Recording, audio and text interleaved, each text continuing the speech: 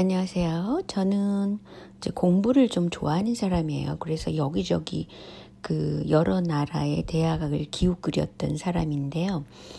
근데 이제 서구사회 유럽이든 북미든 기본적인 개념은 윤리입니다. 그래서 윤리라는 것이 그런 겉핥기식으로 하는 그런 윤리가 아니라 자기가 인간으로서 그 도덕관을 생각해 보는 포괄적인 그 철학적인 질문을 해보는 시간을 많이 갖고 있어요. 특히 1학년 때 철학서가 의학 계통에 들어간 학생들도 철학을 배워야 하는 그런 일종의 그 사유의 시간을 갖게 합니다. 그런데 이제 제가 오늘 얘기하려는 것은 우리나라의 법조인들이 너무 그 수준들이 낮은 편이에요. 그래서 왜 그런가를 생각해 보니까 이분들이 그냥 딸딸딸딸 어떤 학교 공부를 굉장히 잘했거나 그래서 법조인이 지금은 고시가 폐지됐지만 어쨌든 변호사 시험이나 고시 이런 거를 통해서 이제 된 거 아니에요. 그러니까 어떤 그 사회 경험을 많이 갖고 있는 우리 이재명 지사처럼 이 폭넓은 사고를 해본 경험이 굉장히 없는 사람들이 많이 법조인이 돼 있다고 저는 생각합니다. 이 문제가 굉장히 큰 문제인 것이 왜냐하면 그 사법부에서 결정하는 것들이 그 한국이라는 사회를 이끌고 나가는 기준 틀이 되기 때문에 그래요. 근데 이제 오늘 제가 말하려는 거는 두 명의 법조인들에 대한 약간 몰상식하다고 생각하는 점을 얘기하고 싶기 때문이에요. 누가 봐도 몰상식한 점이라는 것이 있는 그런 법조인들이 있습니다. 그 중에 한 사람이 양현주 61년생인데 그 부장판사가 있어요. 이 사람은 무슨 짓을 했냐면 2011년에 5월 달에 아주 고약한 판결을 냈어요. 어떤 판결을 냈냐면 근로자를 굉장히 두들겨 패고 맥값이라고 그래서 2천만 원을 던져줬어요.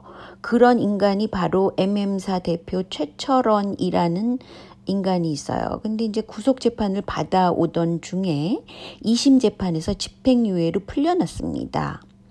그런데 1, 2심 모두 판결이 6개월 만에 끝난 아주 초고속 재판이었다 그럽니다.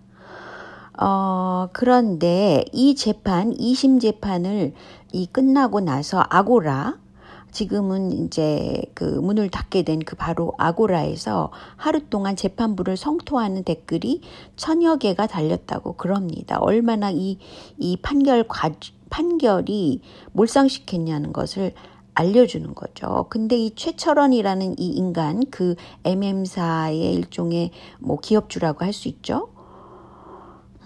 그 기업주를 위해서 호화 변호단 5명을 이제 만들었다고 그래요. 그 5명 중에는 이 항소심의 재판장이던 양현주 부장판사와 사법연수원 동기이던 그런 전직 판사 한 명이 끼어 있었다고 그래요. 그러니까 현재 한국에서 돌아가는 것이 얼마나 그 사법심의 자체도 문제가 많게 진행되고 있는가를 알 수 있죠. 근데 더 제가 놀란 것은 바로 여러분도 기억하실 거예요. 얼마 전에 경향신문에서 2018년 10월입니다. 대법원 판결을 뒤엎고 동성애 박해라고 그 인정 판결을 한 이 난민 판결이 있었어요. 그걸 한 사람이 바로 또 양현주 이 부장판사라는 인간입니다. 이 당시에 그 사건을 간단하게 설명을 하면 동성애자라면서 한국에 왔어요. 이 20대 우간다 아프리카 여자입니다. 그래서 왔는데 이 사람이 이제 동성애 혐의랑 또 동성애자라는 거 우간다로 돌아가면 동성애로서 박해를 받을 수 있다라고 한국에다가 자기가 이제 난민 신청을 동시에 한 겁니다. 근데 출입국 당국에서는 이거 보니까 좀 몰상식하다고 생각을 했겠죠. 보통 사람이면 이거 다 이상한 거 아니에요? 어느 나라, 살기 좋은 나라에 가령 선진국에 가서 한국 사람으로서 자기가 동성애자인데 난민 신청을 받아달라. 이런 식으로 신청을 하면 그 출입국 당국에서 거부를 하겠죠. 그랬는데 이 웃기는 우간다 여성이 이름은 안 나타나 있네요. 소송을 냈답니다. 한국에다가. 그러면서 자기를 난민으로 인정해달라. 그래서 이제 대법원까지 올라갔어요. 근데 대법원의 주심이던 김신 대법관님이 이 사람은 좀 문제가 있다. 신빙성에 문제가 많다. 그래가지고 이 사람을 인정하지 않았어요. 난민으로 인정을 하지 않았습니다. 왜냐하면 이 문제의 우간다 여성이 진술을 여러 번 바뀌는 식으로 했다고 그래요. 진술이 달라졌다는 거죠. 그래서 이상하니까 이거는 난민으로 받아들일 수 없다라고 그랬는데 판결이 났어요. 대법원에서.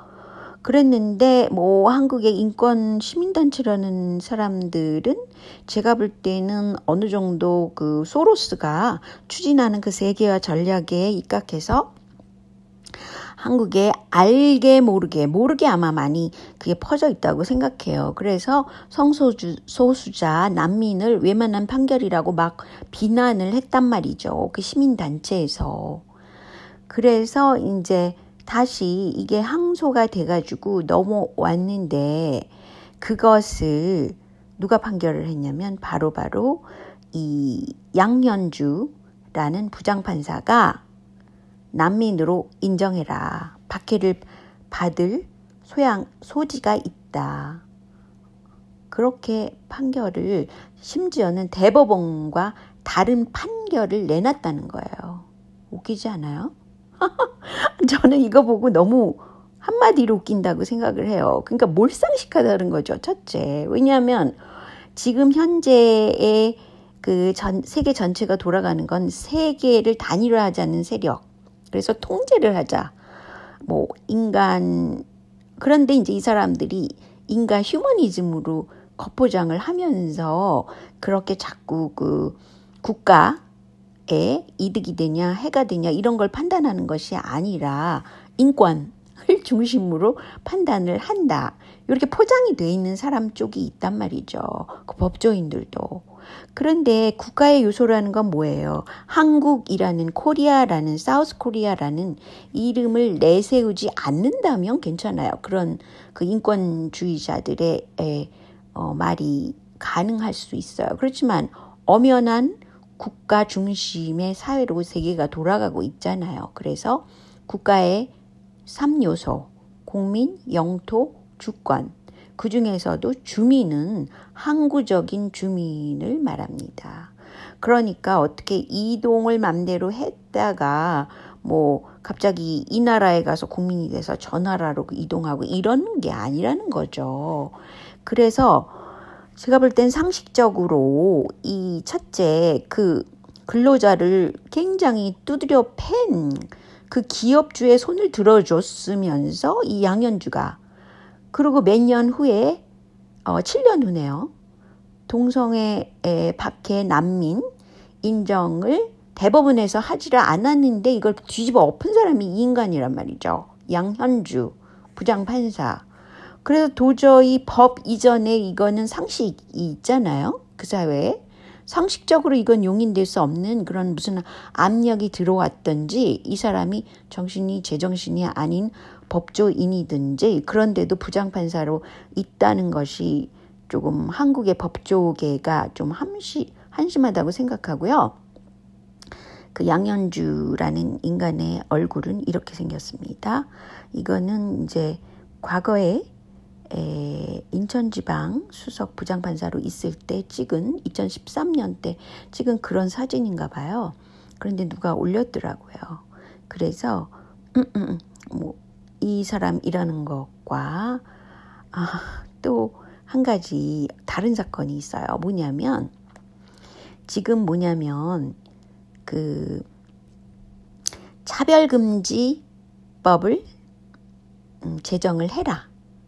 그래야만 동성애도 용인하고 모든 난민도 용인하고 이렇게 생각하는 게 그 세계 통제 전략입니다. 그런데 이상하게도 세계일보에서 최근에 그 차별금지법 제정을 하자는 쪽에 있는 조혜인 변호사랑 통화를 했대요. 그러면서 그걸 기사화했더라고요. 근데 제가 이제 우연히 보게 된 거죠.